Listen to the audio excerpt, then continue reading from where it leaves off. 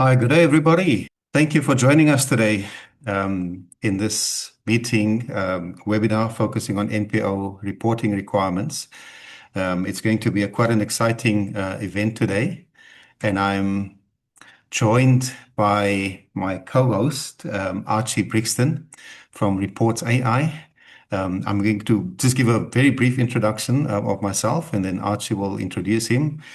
We actually met at the South African Artificial Intelligence Expo, and I was quite excited to see what Archie and his team are doing in relation to non-profit organizations. Now, I've been working in the sector for a couple of years. The focus is on nonprofit governance and on compliance. And today we're going to talk specifically about reporting requirements.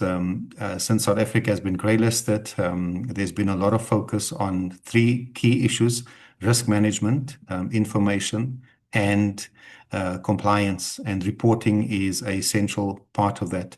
And so today we're going to look at especially the upcoming reporting deadline in terms of the NPO Act.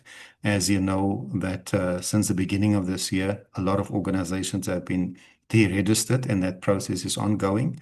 And with that in mind, we have hosted this particular webinar to especially look at how we can facilitate the reporting requirements for nonprofit organizations. So, Archie, over to you to introduce yourself, and then I'll take it further in terms of what we're going to deal with in the webinar. Thanks. Yeah, it's all good. Yeah, thanks, Ricardo. And yeah, thanks so much for organising this workshop. I'm really happy to be hosting it with you. I think it's a great partnership because essentially what we're doing at Reports AI is just trying to streamline the full donor reporting process, because really what we've seen that with these impact organizations, so much of their time gets taken away from actually implementing the mission of their organization, and so much of it gets directed towards so much of these administrative tasks. But these administrative tasks are equally very important. Obviously, as Ricardo is going to allude to, because you've got all these increased regulations, there's risk of deregistration. So it's very, very important that you're able to show the impact that you're having.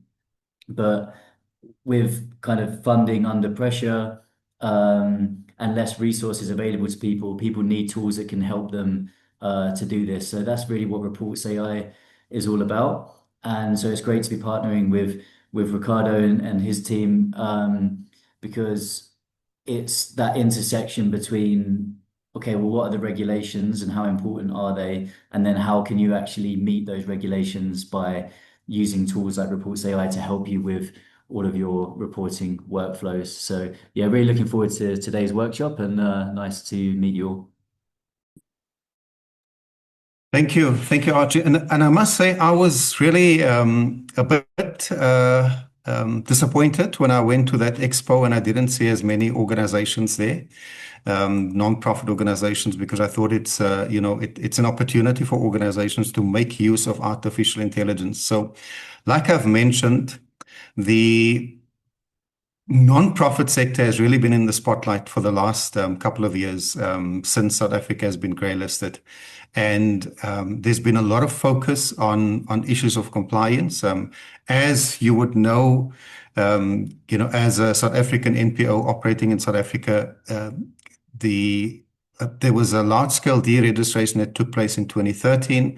There was a public outcry on the part of non-profits, and organizations were then reinstated. When South Africa got grey listed, it was no longer optional for the Department of Social Development to postpone the deregistration. And this year, the department started the deregistration process. So very quickly, if you've attended one of my previous webinars, you would have seen this particular slide. Essentially, it goes back to Solomon's request for wisdom. Solomon was given a proposition: ask of me anything and I'll give it to you. Solomon said, give me wisdom to govern and to lead your people. It basically focused on four key issues: wisdom, governance, leadership, and people.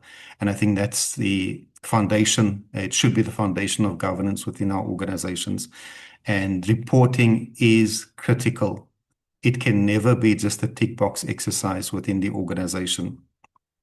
So reporting, and I've worked within the nonprofit sector.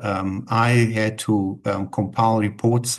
Years ago, I was working at one of the nonprofits in South Africa, legal organization, and I've realized the importance of reporting. And so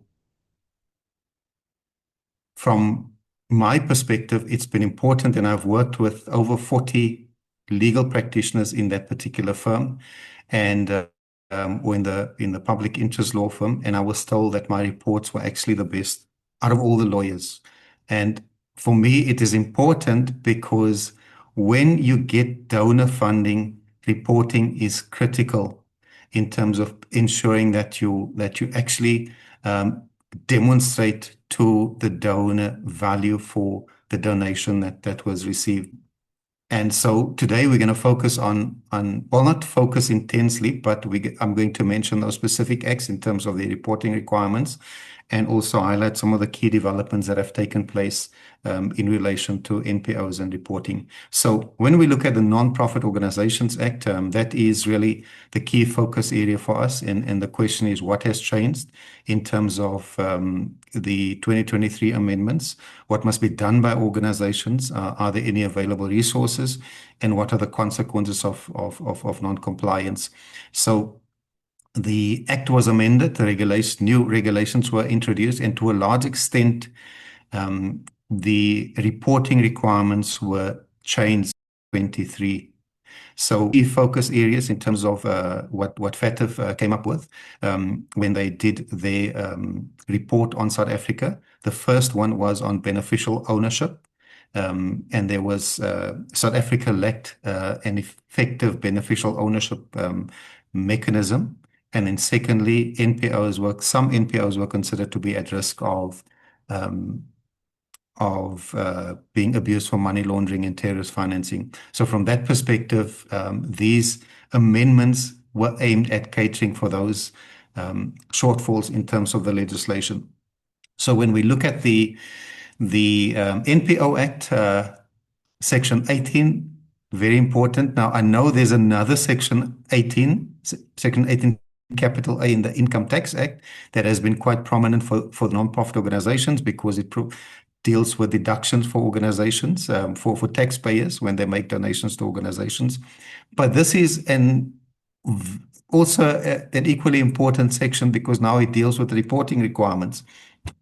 And this new Section 18(1)(b) capital A introduces prescribed information that organizations must report on, including on the office bearers, the control structure of the organization, governance, management, administration, and operations. Now, and that information must be kept up to date by the organization. Essentially, the NPO directorate can at any stage come to the organization and ask for information that must be kept up to date by the organization. And so it's important for the organization not only to submit reports as required now, as required since the Act came into operation, but also to ensure that that kind of information, the prescribed information, is up to date. So the organization must keep the prescribed information and it must be up to date. Also, you must ensure that any outstanding reports are submitted, and also ensure that future reports are submitted on time.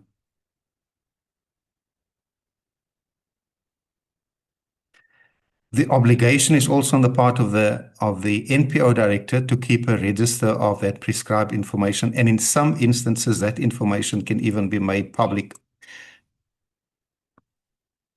Now, this is not necessarily a reporting requirement, but essentially it becomes part of the reporting of the organization, and that is the eligibility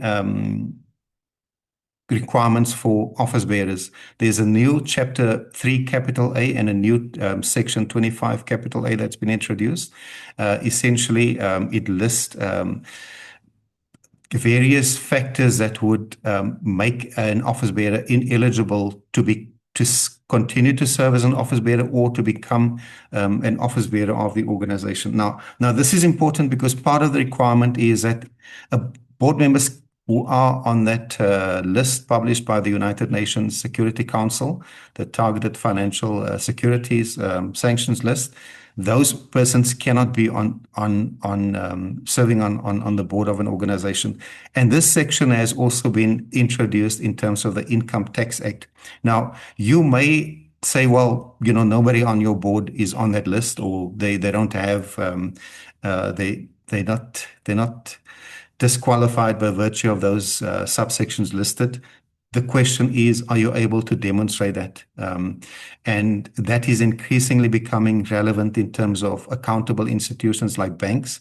Inevitably, if you open a bank account, it's an obligation, a legal obligation on them to check who the board members are, and legally they're compelled to check that the board members are not on that list as published by the United Nations. So my recommendation is that as an organization, you should actually do that on your part as well to ensure that you can demonstrate to any third-party stakeholder, donor, that you've actually done your due diligence in terms of the act, and also to include that as part of your reporting.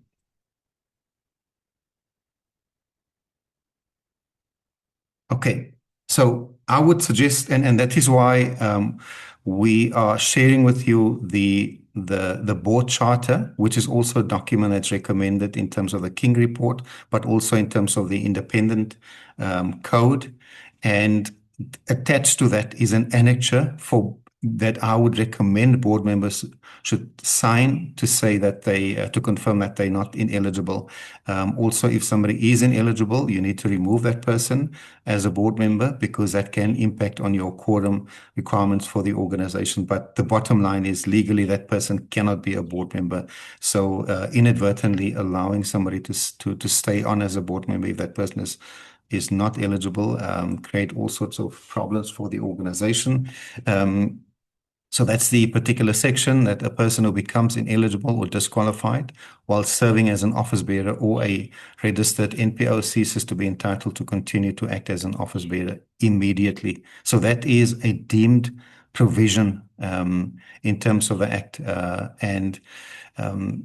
Yeah, if you haven't done that exercise as an organization, like I said, strictly speaking, it's not part of your reporting, but it is highly recommended in my view. Now, there's some changes that have been introduced in terms of the regulations. I wouldn't be able to deal with those changes in detail, but just to say that it's got implications for what information is being or must be reported on in terms of the NPO Act. And unfortunately, the NPO Directorate or the Department of Social Development hasn't yet attended to the amended form. There were two forms that have been published over the years. One is an 8-page document and the other one a 5-page document.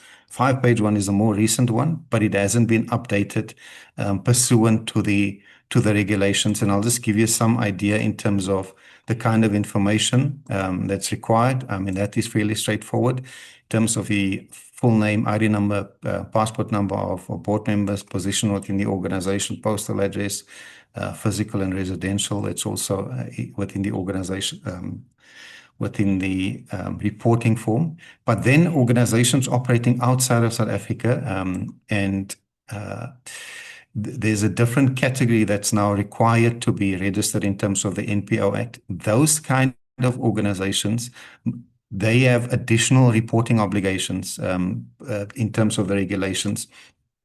So there you need to specify the legal form of the organization, registration number, income tax, and or the VAT number, the type of control structure, titles of any subcommittees, names of affiliate organizations and fiscal sponsorships.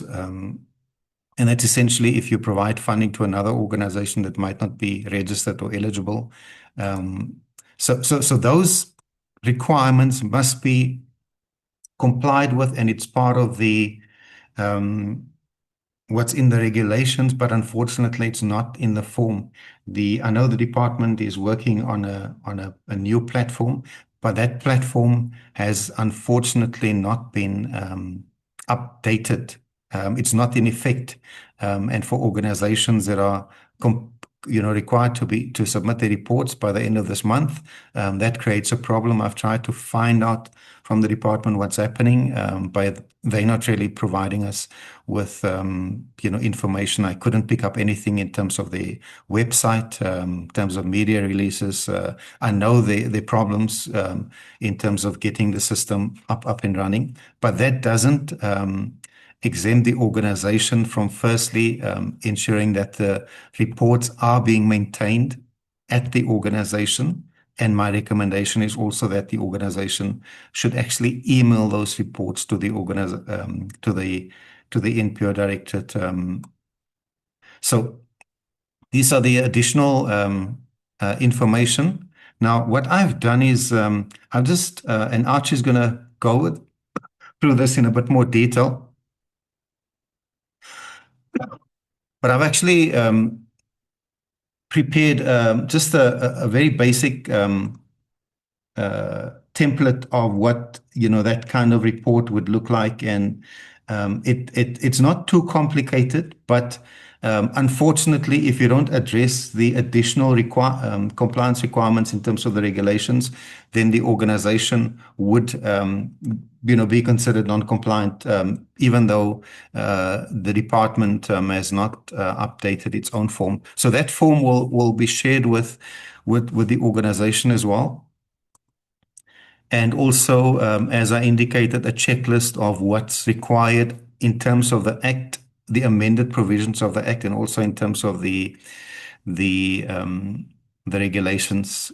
So this is quite important, where if activities are carried on outside of South Africa, what information should be retained by the organization and which should be included in your report. So I'm going to skip some of these slides, but just to say that one of the key changes that got introduced in terms of the amended provisions is that previously the NPO directorate's only legal mandate was to deregister the organization that is non-compliant. Now, some organizations are compelled to be registered, so the remedy of just deregistering them is not suitable. Because if they operate outside of South Africa, they must be registered, and if they provide donations outside of South Africa. So the administrative sanctions have now been introduced on the part of the directorate, and one particular sanction is that the NPO directorate or director may impose a restriction or suspension of certain specified activities of the NPO. And I can imagine that for an organization that operates outside of South Africa, that could be one of the restrictions that it cannot continue with those activities. So that's in a nutshell in terms of what's required in terms of the NPO Act. And my recommendation would be, I can't imagine this platform being up and running by the end of this month. So my recommendation would be that your reports should be emailed to the NPO directorate in the absence of any guidance on their part.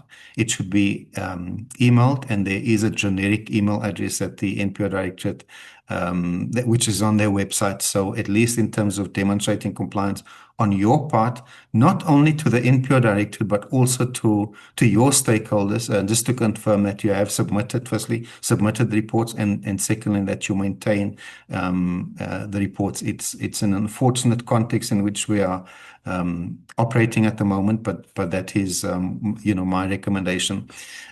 Other additional reporting requirements, firstly, in terms of if you're a trust, in terms of the Trust Property Control Act, there's also been an amendment that has taken place in terms of beneficial ownership reports. So all trusts, whether it's you're a non-profit, for-profit, or any business kind of a trust, you must submit beneficial ownership reports, and that is done online. I will also share with you a short video as part of the resources from this webinar in terms of how to submit the reports. That system is also not functioning well.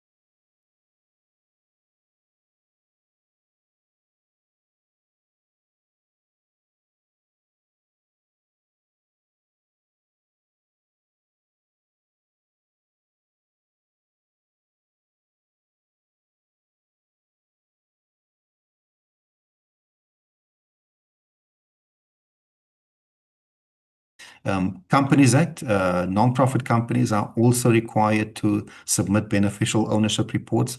It can also only be submitted online. The initial step might be a bit more difficult, but once you get to grips with that, it becomes easier to comply with that. In terms of the Income Tax Act, the commissioner has now required organizations that are approved public benefit organizations, and that have got 18A status also to submit tax returns, third-party tax returns in terms of donations that they've received under Section 18A. So that is an additional reporting obligation specifically for 18A approved organizations that have issued 18A receipts. And then in terms of PIA, this is quite an important development. PIA is the Promotion of Access to Information Act. Now, that should be read with the Protection of Personal Information Act, because PIA, the information regulator, which is responsible for PIA, has now requested public and private bodies the last 2 to 3 years to submit what they call PIA reports. And that is an online procedure where you have to report in terms of any PIA requests that you've received or PIA applications that you've made in respect of information in other organizations. And Yeah, that there's a particular time frame for that to happen. And so as soon as that time frame closes, you cannot submit reports after that. So for the current year, that has been closed. But you wouldn't know about the PI reports unless your information officer is not registered or you pick up in terms of the media reports. Now, the first step there is in order to ensure that you get notices from the information regulator is to register your information officer with the information regulator, and you will get notifications from the information regulator. Just to note that in terms of the enforcement, they've been focusing up until now to a large extent in terms of raising awareness, but they've made it clear that their focus is now increasingly on enforcement. And if your organization is incorporated as a company, you can check on the CIPC's BIS profile. At the moment, there is a section dealing with the information regulator where if the information officer is not registered, it will be displayed on the organization, on the company's profile. And if you haven't submitted the PIA reports, that will also be displayed. Now, that's not ideal if you're operating as a nonprofit because effectively any person can access the CIPC records and check your reporting status in terms of the CIPC BIS profile if the organization is registered as a company. So those are the key reporting requirements that's been introduced. And in addition, a very important development before I hand over to Archie is the King Report on corporate governance that has been published now end of October. There's a specific principle that deals with the issue of integrated reporting. It's not new, but it's unique. It's been a novel concept that's been introduced by the King Committee, and that particular report focuses on issues that are more important for nonprofits, or issues like sustainability, issues of compliance governance, and it really opens up the door wide for organizations to showcase what you're doing, but not only in terms of the activities, but also in terms of more emerging issues. So from that perspective, I was quite excited to meet up with Archie and to see what they doing at Reports AI. And I just think it's a wonderful opportunity in terms of embracing artificial intelligence, especially on issues of compliance, risk management, reporting, and emerging issues happening now. So, Archie, over to you. Yeah, thanks so much. And I think all of that is so interesting and so important right now because it just is really symbolic of the amount of pressure that's getting put on NGOs right now, on the regulatory side. But not only on the regulatory side, but also just the pressure from donors as well. Ever since everything that happened with USAID, there's just a lot more scrutiny on what NGOs and NPOs are doing in the space and how the funds are used and how they're showing how they're using their funds. So donors are putting a lot more scrutiny, regulators are putting a lot more scrutiny, and all at the same time, the amount of funding in the system is actually less. So basically what it means is that NPOs, like yourselves on this call, are expected to do more, but with less. So naturally, people are reaching out to tools like AI to try and help them fill that gap. But the problem with reaching out to kind of generic AI tools, like things like ChatGPT, Gemini, like the kind of off-the-shelf generic tools, is that they come with their own problems. You've got a lot of problems with data breaches, which people don't generally consider when you use these generic tools. They're training on your data, so it's generally a data leak. And there's also big problems with hallucinations and fabrications. Because these tools are very good at fabricating information, they can pull information from random sources. If you don't give them enough to go on, they will just make the rest up or assume the rest, or sometimes they just come out with some strange outputs, which in the industry they call hallucinations. And these are extremely damaging to donor trust or damaging to trust with the regulators. So they're really, you can't really fall down these kind of these holes in this space. That's why these generic tools aren't really ideal.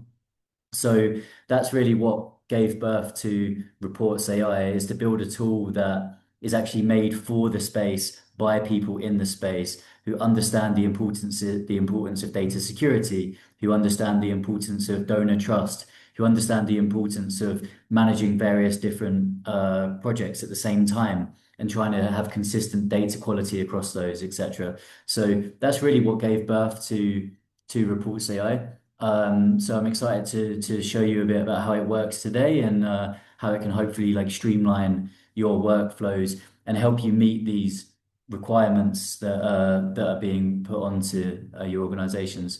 So when you come to this landing page, basically it's a browser-based service. So there's nothing to download.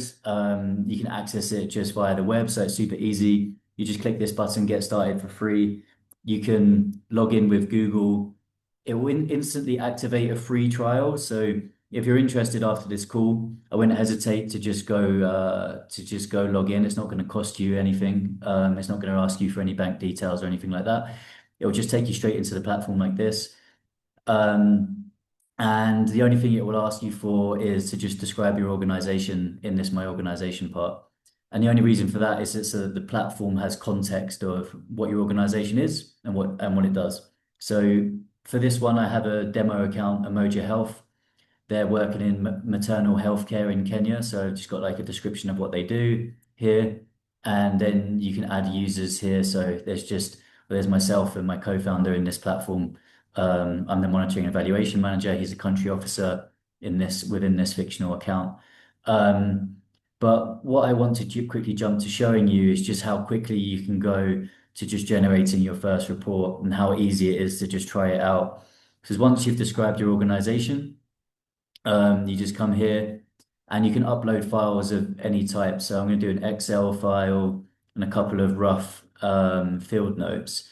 So when you're generating things like narrative reports, basically the power of this platform is it takes whatever your raw data is. So your raw data can be in any format. It could be even voice notes, videos, images. So if you've sent people out in the field and you just want them to record some voice notes whilst they're out and around, and then you can aggregate all those voice notes and generate a progress report or an activity report out of the other side. And the same for Excel files, etc. So you can either just prompt it or you can build, if you're doing kind of repetitive report types, then you can actually build report types and templates. And this allows you to have very consistent outputs because within a report type, you get to set all the requirements that that particular report type needs to have. And you can create your own here. So I'm just going to go field activity report. And if you want to have control, you don't have to use a template. It will just build the report how it sees fit. But if you want to have more control over the formatting, because this can be quite common for donors to send you a template of what they want you to fill out, right? So if you've got very specific templates you need to follow, you can again build your own ones of those. So I've got an FCDO template here. And then you just press generate. So it's as easy as that. And so how this differs from a generic AI tool, like say Chat GPT, is that as a first point, we extract the data. So it's not actually AI that's getting applied to that part of the workflow. We have different data extraction methods for voice notes, Excel files, Word notes, Word docs, whichever they are. We extract all the data first. We then structure it, clean it. And once we have all of your data structured, we then feed it to the AI model in chunks. And that allows us to manage the amount of context that the model needs to see at any one time. Because this is why you can get hallucinations out of these AI tools. If you dump a load of data on them and expect to get a load of data out the other side, they just can't handle that amount of context in one go. And that's why you get strange outcomes sometimes. So this platform's built with a lot of ways of managing the context, but then also ensuring that the outputs are very much grounded in your data inputs. So it won't allow the model to pull data from random sources or to ever fabricate information. It's purely based on what you input. And that grounding means that you can be confident in the outputs that you're going to get out the other side are based on your data and not on anything else. So this is populated that report as easy as that.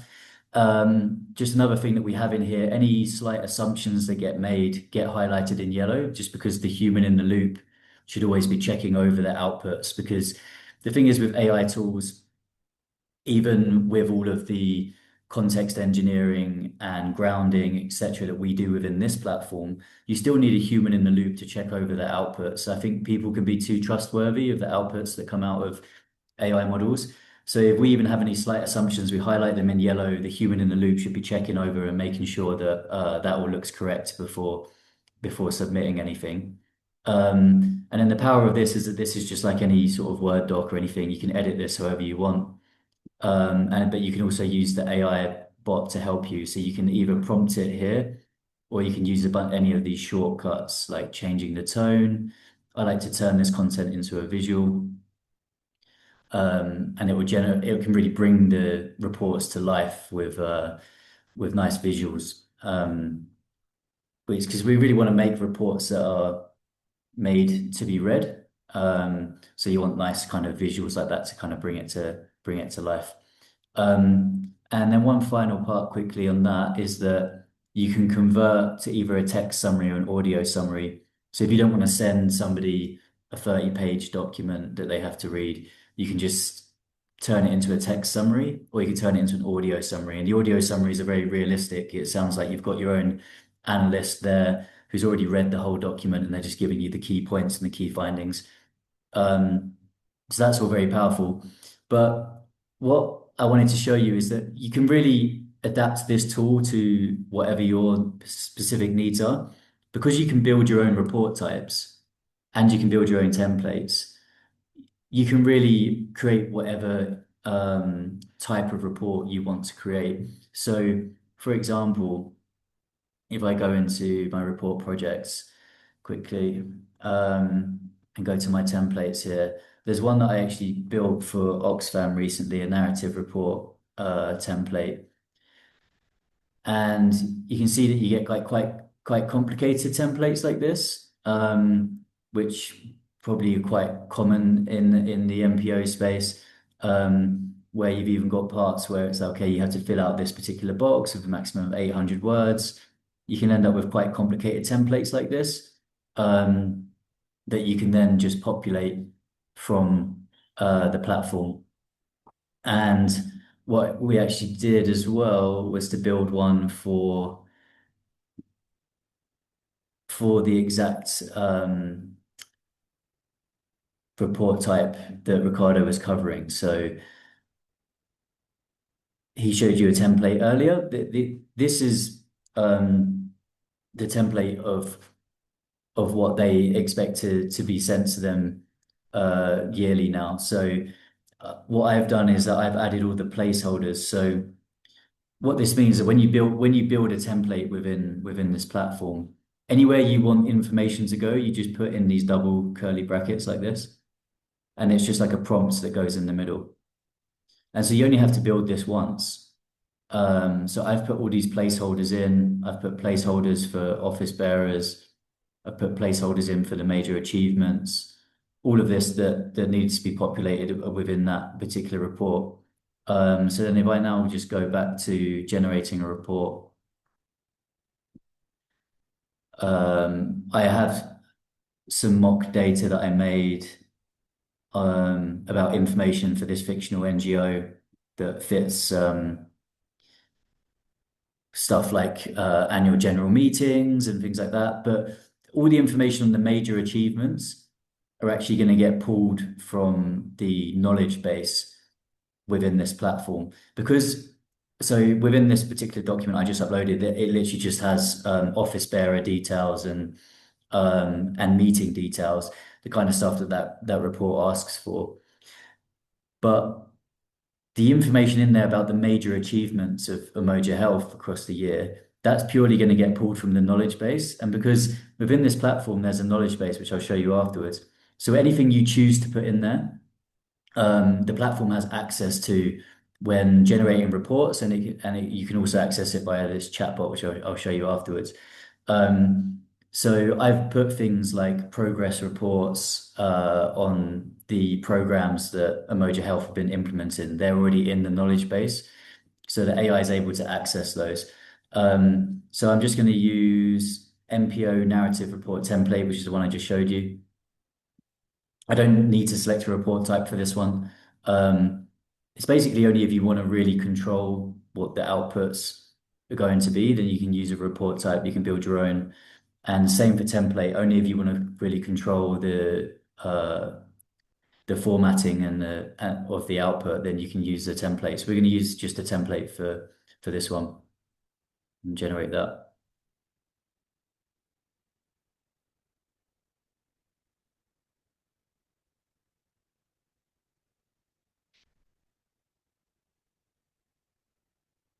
So at the moment, I'm showing you just the simplest parts of the platform. So I didn't want to overcomplicate it, but essentially, there's also elements where you can control the quality of your data inputs when you actually create a report project, which if I get time, I'll touch on briefly. But it's basically if you're managing a whole team, you've got um, a M&E director, maybe you've got a program manager, and maybe a field officer who's been working in the field, then maybe you can then allocate tasks to the field officer to send you the data from the field.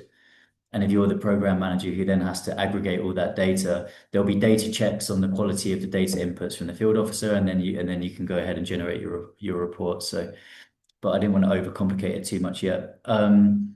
So yeah, this has now populated that template.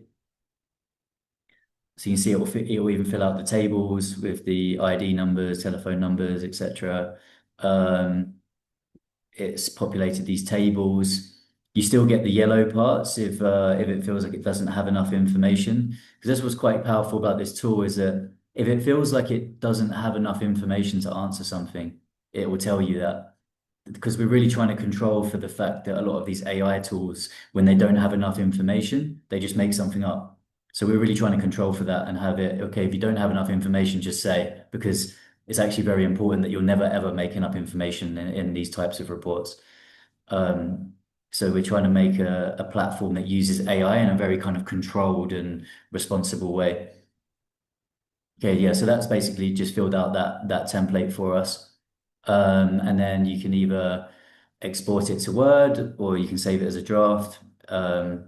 Whatever you want to do within the platform. You can save it to the platform or you just export it as a Word and save it to your machine. Um, I just want to quickly touch on the knowledge base because it.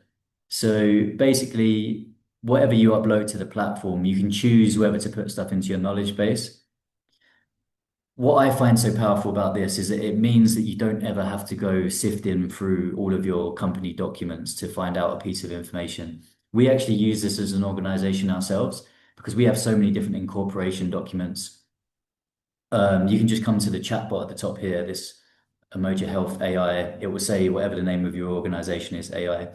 And then you've got a chatbot here that has access to everything within your knowledge base. So I can say, what is the progress on the safe births program? But for example, used for reports I could say, what is my US tax number or what is my EIN number? And it will just pull it for me and tell me which document it got it from. So it kind of saves me having to dig through lots of documents to find out relevant things. But especially for an NPO, when you're working on a whole bunch of different projects, you don't want to have to go sifting through progress reports that go back maybe a couple of years.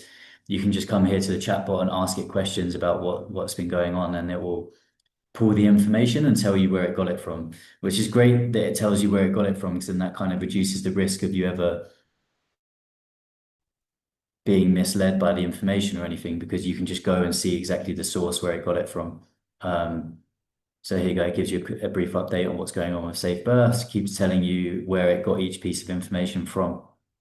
Um, and if any of you are interested, because I know it's quite a big thing in the space at the moment, we also have grants on this platform, because I know that with a lot of the changes to the funding that's been coming from the big government organizations like USAID, FCDO, etc., there's a lot more reach for grants. So in this platform, it scrapes the web for grants. It lists them by how compatible they are with your organization. And then you can also apply with AI. So it takes all the information that it has on your organization. It can fill out a request for proposal for you. But also gives you these little fit scores and tells you how compatible you are with the grant and why. Um, so I feel like I've covered a lot. So I don't want to overdo it. So I think we should leave enough time for questions as well. So if I can hand back to you, Ricardo, and then we get some questions from everyone. Thanks, Archie. Wonderful, man.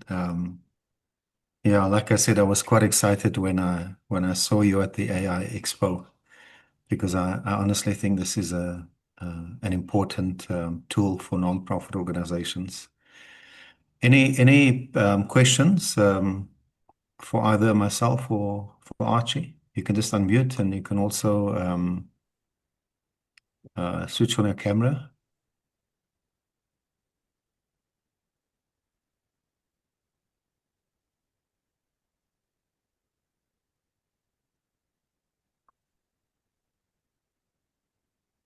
Anyone? So so while we're waiting for any questions, there's a lot that has happened this year, a lot of developments that are important for non-profit organizations. One of the key developments was, of course, South Africa coming off the grey list. And in the same month, last month, the King 5 report was published. And like I said, there's a reference to integrated reporting. Now, if you, as an organization, if you're looking at fundraising from the corporate sector, my recommendation is that you should work on preparing like integrated reports. And it is really important to ensure that your reports speak to the corporate community if your intention is to fundraise from the corporate sector.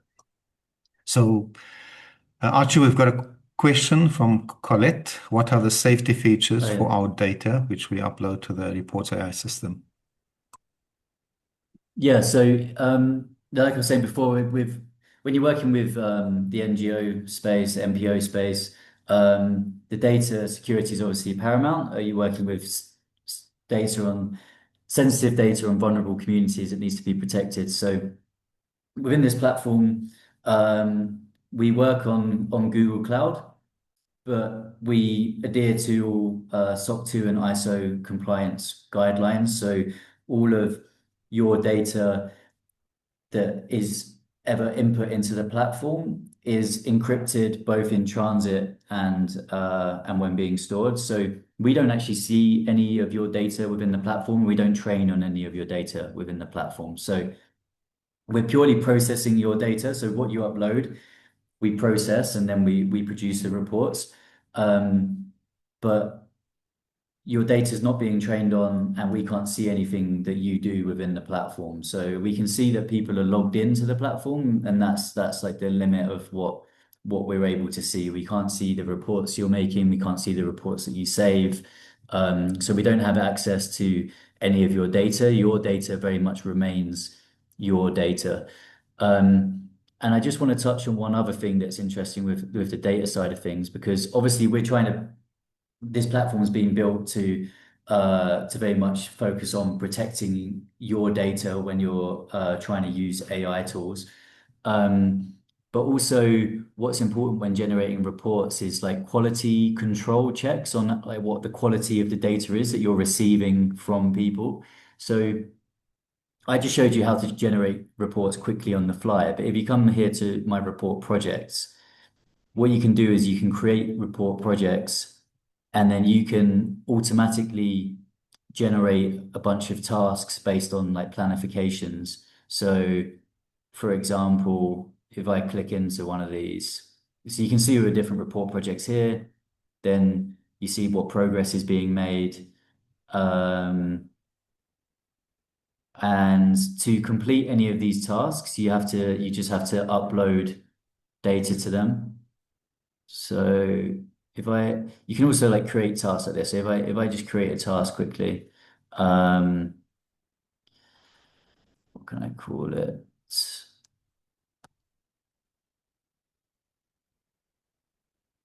Build activity update. And then you can even suggest with AI to get the full task description.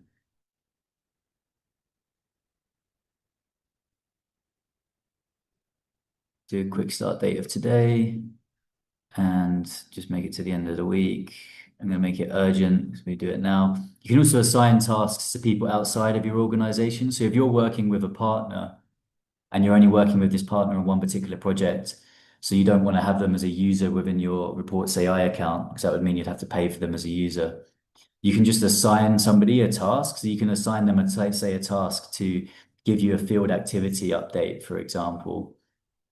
Because this is an implementation partner who's actually implementing the project on the ground, and you want to receive data back from them. So then they've now been allocated this task. I can see it's allocated to me. I can see it's urgent. I would come up in here, add notes to it. When I say I'm adding notes, I'm just adding the files. So I'd add an Excel file with the amount of beneficiaries reached and a couple of rough field notes. The data gets extracted from those.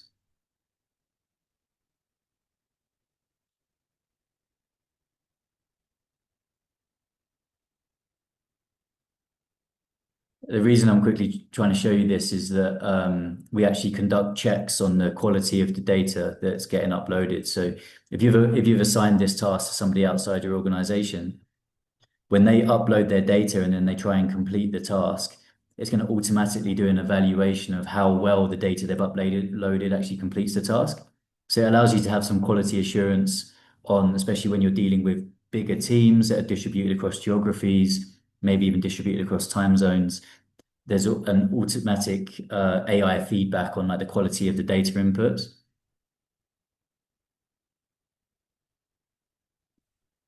Okay, so I've now uploaded notes to that task. So if I now come in here, I can either evaluate the task progress, which will basically do the evaluation, or if I try and mark it as complete, it evaluates the task here, and it's going to say how well has this task been completed.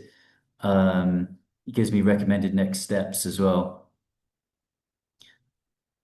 And what's great about this is that rather than somebody sending you the data, you looking over it and seeing that it misses some very basic stuff and having to go back to them, and then you have a back and forth over email for like a week. The person can just get this instant AI feedback to tell them how they can improve the data that they've already uploaded and who they should contact as well to do it. Um, so yeah, I hope that covers your question. Actually, I see there's a couple of more questions for you. Okay. If I have to unsubscribe for whatever reason, as we can't afford to stay subscribed, will our data be deleted? Um, you can if you delete your account. So basically what happens if you choose to stop subscribing, when your subscription runs out, it means you run out of AI credits. It means you run out of the ability to do compute within the platform. But you can still log in within the platform. That means you can still access the documents that you put in there. You can still see everything within the platform. You just can't actually do anything in terms of like compute, because that's really what we're charging for.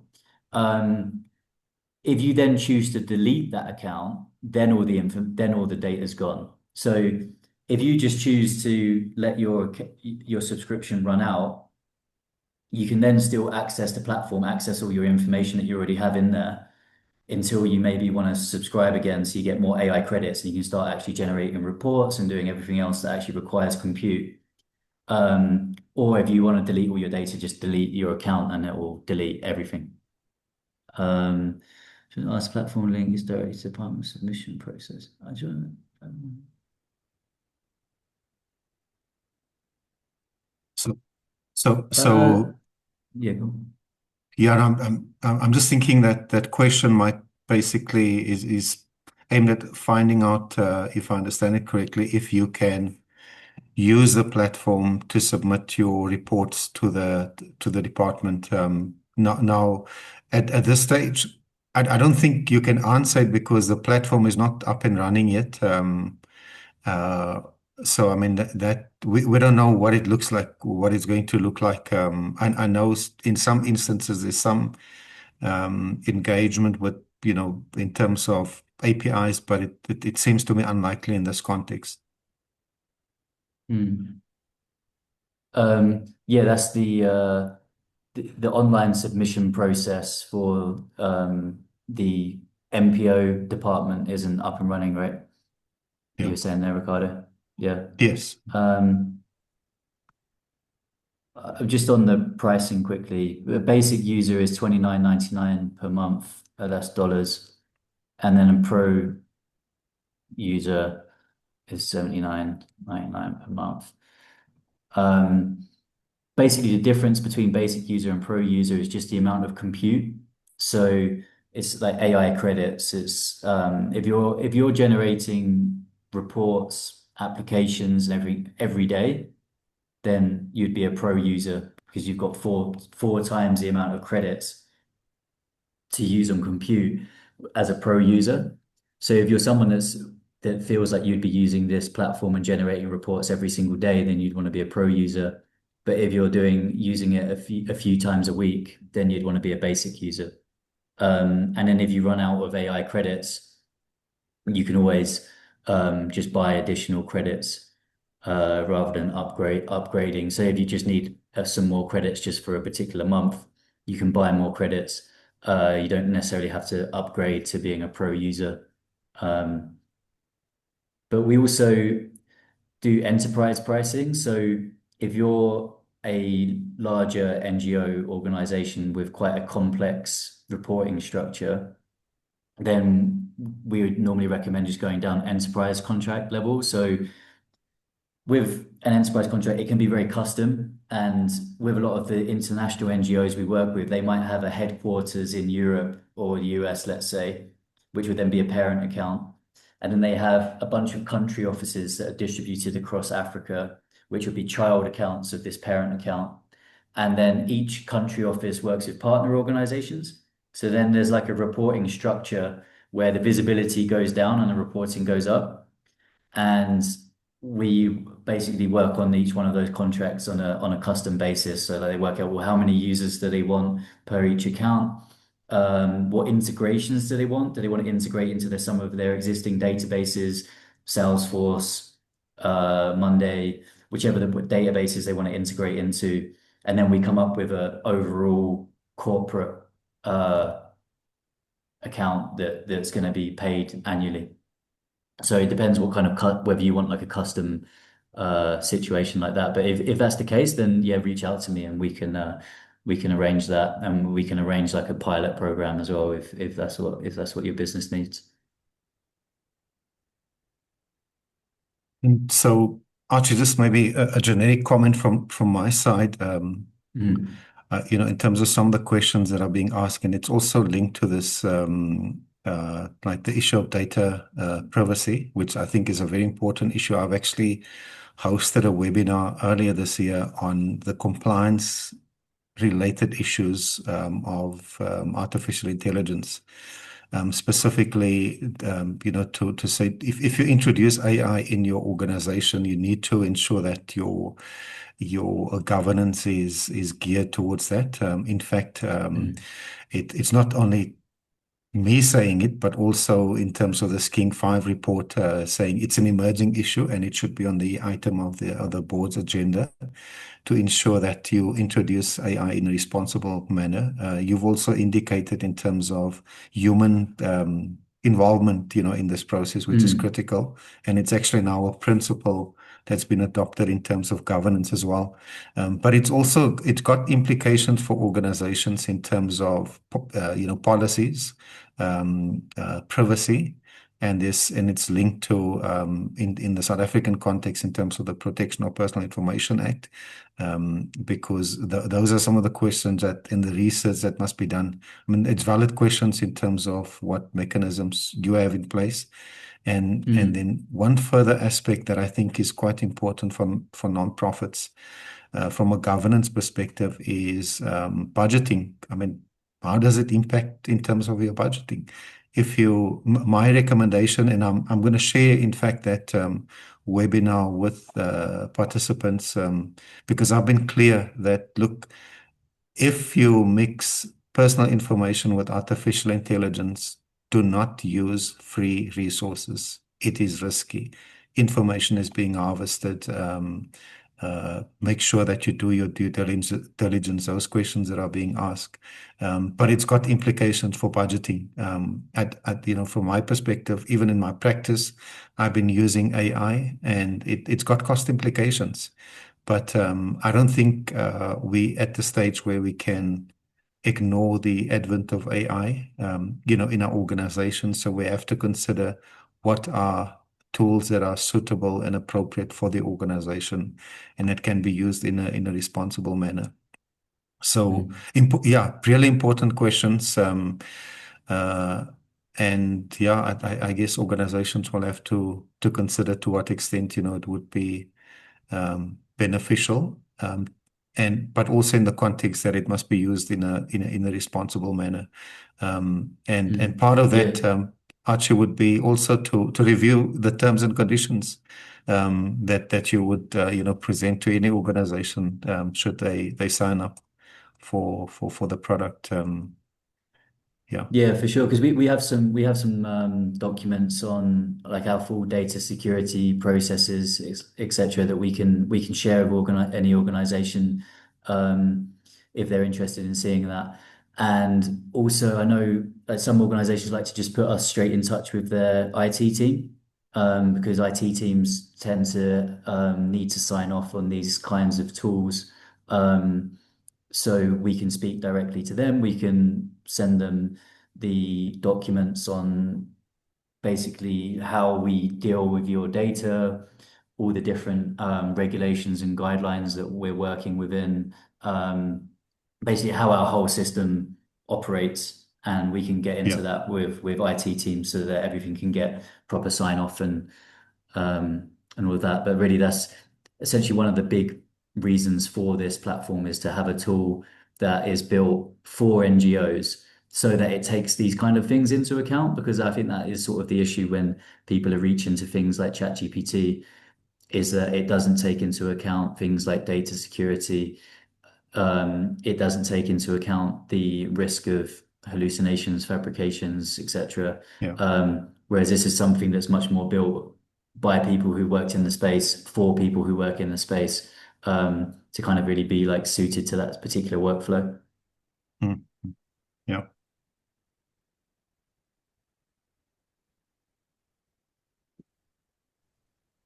Good On that afternoon, point about scraping Ricardo. NPO. Oh, sorry, go on. Hi, Ricardo. I just want to find out the funding processes that you guys have on a platform. Will that be available if you do the subscription, or will it be open to anybody? Thank you.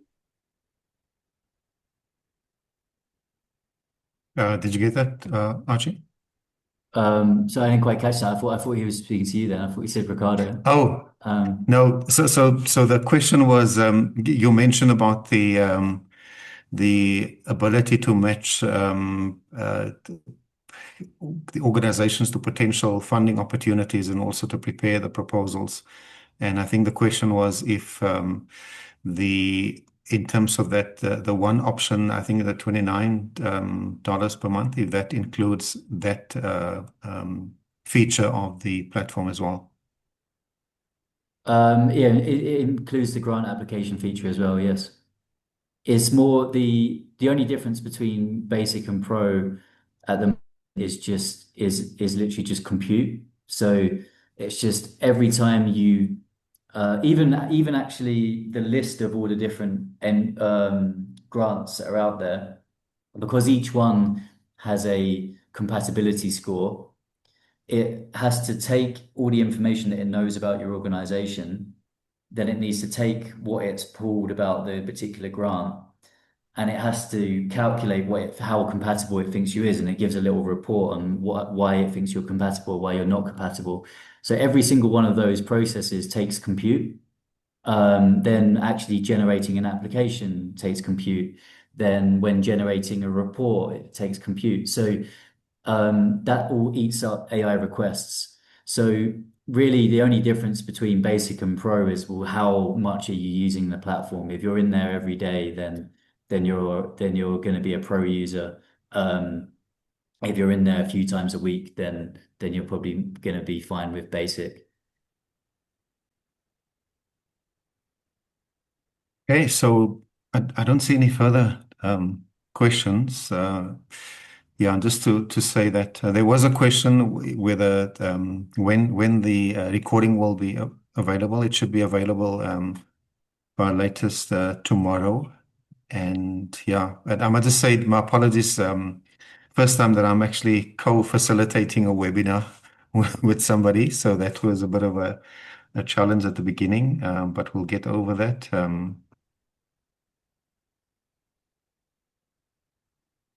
Some more questions for you, I presume. Yeah, just on the annual general report, if you basically you'd create a report project. If you uploaded your plans for the annual general report, like the things it needs to contain, the sort of data that you need, it can also generate a bunch of tasks, and it will also allocate them to people within your platform based on who it thinks is most suitable to do the task. But you can always change who it's allocated to. You can also allocate certain tasks to people outside of your platform. So basically, that's where you're going to do all the requests for data from different team members. They then upload their data to each of those tasks. It then does an evaluation of how well they've completed the task. You can then generate your annual general report at the end of that based on all of that information once it's all been collected. But what's great about doing something like that within the platform is that you do see it like this. Let's say I've got one here, report on activities to send to the board, that I was just doing as a demonstration. Everybody can see the progress that's being made. Everyone can see the due dates, the deadlines, who things are assigned to. So basically, it makes it a lot easier to all collaborate on one particular report project together in one place.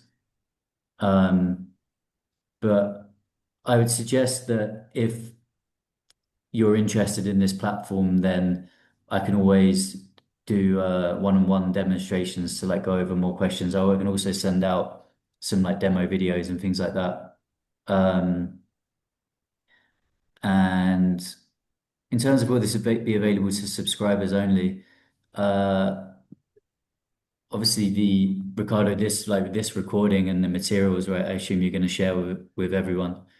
Um, in terms of the platform itself, yeah, you have to subscribe to the platform. But if you sign in, it activates a 2 week free trial period anyway. So it's not going to cost you anything to try it out and see whether it works for your workflows. Okay. There's one more question. What is the graphic design capability of the platform? Graphic design. So when you saw earlier, you can highlight sections of the report and select the turn this into a visual, and it will turn it into a visual like I did earlier. But you can also actually use the prompt. So if you just press the AI button instead, you can prompt it however you like. So you could say, turn this into a visual that looks like X, Y, and Z, and you can just describe it like you're using any kind of tool, AI tool. So it actually, that part of the tool actually goes to Nano Banana. If any of you have ever used that, there's basically a step between us and there because we do some work to optimize your prompts before feeding it to that model and then feeding it back to the platform. But if you're used to using those kind of image generation tools, you can do all of that within this platform.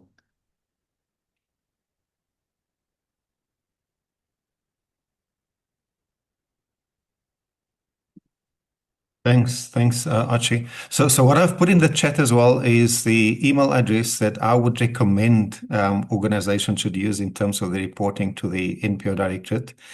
It's not an official email that they've put out there in terms of reporting, but in the absence of anything else, that is my recommendation. Like I said, I try to get guidance from the NPO Directorate. Yeah, that should be, in my view, the email that should be used. It's not ideal, in terms of where we are at this moment, but yeah, we're faced with a deadline to submit reports, and yeah, that's that's the email that I've got. And yeah, thanks for the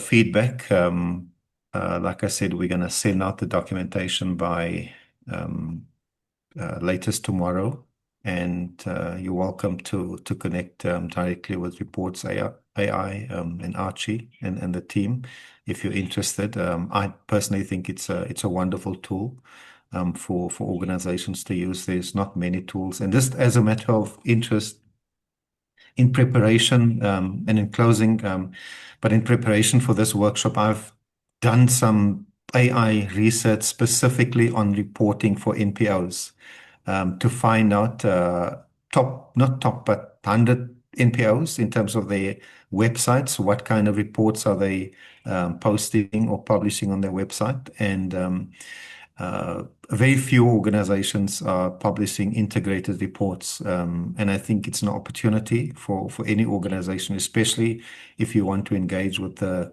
corporate sector in light of King 5 that has just been published. The reality is you need to speak the language of the corporate sector if you want to get funding. That's my view. One of the ways, and it doesn't necessarily mean a fully fledged integrated report. In fact, the guidance note published by the King Committee on this topic, they've indicated that it should be suitable in your context, but there are some emerging issues that can be addressed in an integrated report, which I don't think it would be that complicated. And with a tool like this at your disposal, I think you can compile excellent integrated reports. And the kind of reports that you want to publish on your website, you want to share with stakeholders, and that could potentially be a game changer for the organization's fundraising and credibility. So on that note, I want to extend my profound appreciation to Archie and Reports AI for having co-hosted this webinar, and also for everyone who attended, and for your questions and participation and support. Archie, anything in Yeah. addition you want to say? Yeah, I just want to say thanks so much for having me, Ricardo. Yeah, I really appreciated doing this workshop with you. I think it's a great intersection of the understanding of the regulations and just how important they are, and then tools like this to try and make the process easier for everyone. And hopefully, the result is that more organizations can be compliant in an easier way, and we don't see all those deregistrations happening. Yeah. Thank you. Thanks Thank you much, so Ricardo. much. Thanks to everyone. Enjoy the rest of your day, and by tomorrow you'll receive the workshop material. Okay.